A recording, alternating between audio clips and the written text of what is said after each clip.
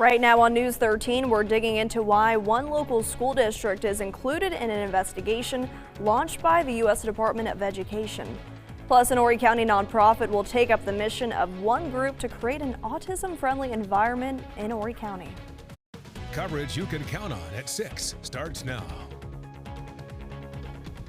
The things just didn't look good. And the corn, with the hot weather and the dry weather, then we end up with ears of corn that look like this. First at 6, farming can be a costly profession. Sometimes it's all a grower can do to break even, and it doesn't help when nature doesn't cooperate. Thanks for joining us at 6. I'm Adriana Lawrence. The South Carolina Drought Response Committee says all 46 counties are under a severe drought status. News 13's Eric Cooper spoke with one PD farmer who says the ongoing drought may add up to large financial losses. Charles Brigman is not only a local farmer, he's the president of the Florence County Farm Bureau. He says drought conditions not only dry up fields like you see behind me, but farmers' profits as well. Probably won't even break even. Probably I'll be in the hole a little bit with this crop. Soybeans I may break even this year if they'll grow and if the rain will come.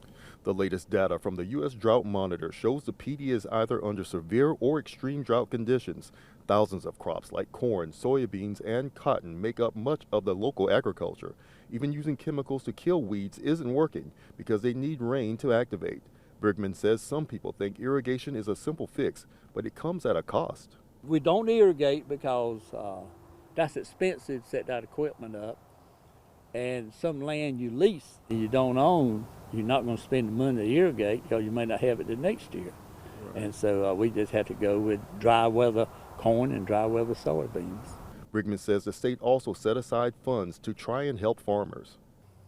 That was $30 million going to be divided among all the farmers. And that would keep us going because some of my friends, I'm well aware of this, borrow money every year to farm. If they're not making anything, they're going to be able to pay it back. This would be a little boost to keep you farming. Brigman says after 4 decades, it is a gamble, but he hopes next year he won't have to see dry, weathered corn. Reporting in Florence County, Eric Cooper, News 13. Eric, thank you. And here's a closer look at the ongoing drought in South Carolina. As Eric mentioned, the state's Drought Response Committee found most of the state remains under a severe drought. Those counties are marked in red on this map. That's just one level above the worst or extreme status. 10 of the state's 46 counties seen in orange are in a moderate drought. We'll find out if there is any improvements when the committee meets again on August 6th. Developing tonight, the Marion County School District confirmed to News 13 tonight it is under investigation by the U.S. Department of Education. A July 10th news release from the DOE announced an initiative to, quote, protect students from adult sexual predators in schools. But a Marion School District spokesperson told News 13 it has not been told why it was included in the investigation. In an email statement, the district said it will fully cooperate with the investigation. Count on News 13 for updates. One man faces a murder charge in connection with a deadly stabbing in Darlington County. Darius Johnson Jr. also faces a string of other charges, including possession with intent to distribute methamphetamine. Authorities say last Wednesday, deputies called to the Sweetbriar Road in the Lamar area about an overdose, found a person with a number of wounds. The person died at the hospital. Johnson is accused of stabbing the other person during an argument. He's in jail without bond. A local nonprofit is stepping up to take over the Champion Autism Network's mission of creating an autism-friendly environment in Horry County. CAN announced last month it's ending its nonprofit work after 10 years. This week, the Arc of Horry announced it would make CAN's mission their own. News 13's Maddie Cottisbody reports on this transition. From 2016 to 2026, the Champion Autism Network strived to make Horry County more inclusive for those with autism. And with their work ending, another nonprofit is making sure that work doesn't stop anytime soon. Since forming last year, the Arc of Ori has served as an advocate for those with intellectual and developmental disabilities.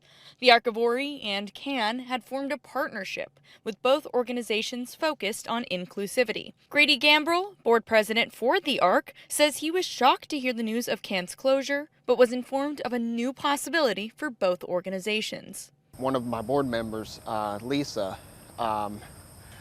contacted me personally as I was heading home, and she said that this could be a great opportunity for us to be able to take over these events. And with that, the conversations between the two nonprofits began. Soon, an agreement was reached, and the ARC began planning to resume the sensory-friendly events with some new goals. Myrtle Beach is so much more. Myrtle Beach is so much more, and we want to be able to expand and to give families and everyone, in fact, that opportunity. Gambrell says they have some big shoes to fill when it comes to taking the baton, but the process will be gradual. We are just 1 year old. We can't do everything in the world right now.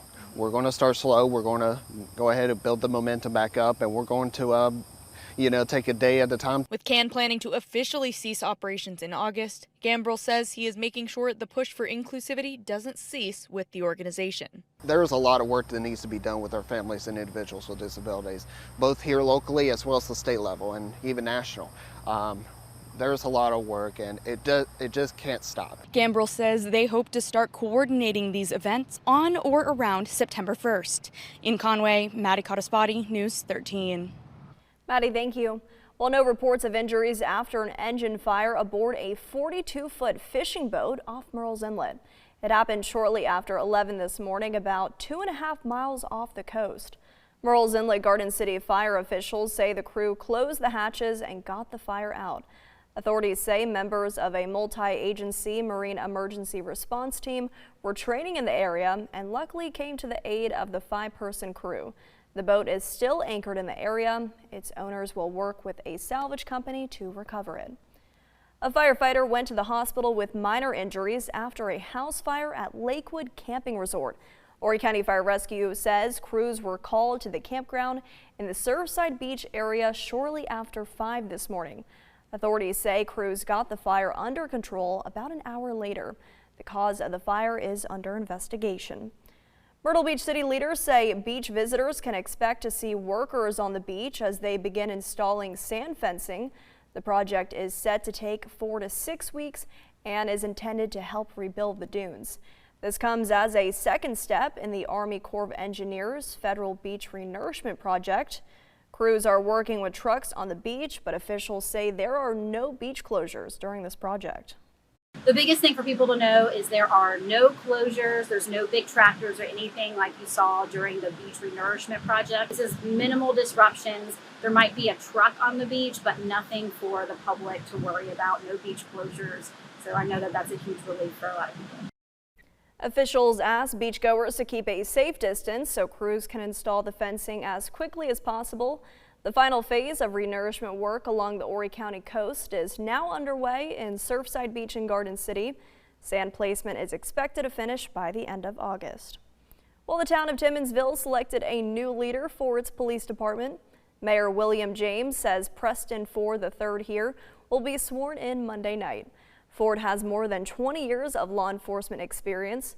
He most recently worked as a criminal investigation special agent for the South Carolina Department of Revenue in Columbia. Ford replaces James Allen, who resigned back in June, citing personal reasons.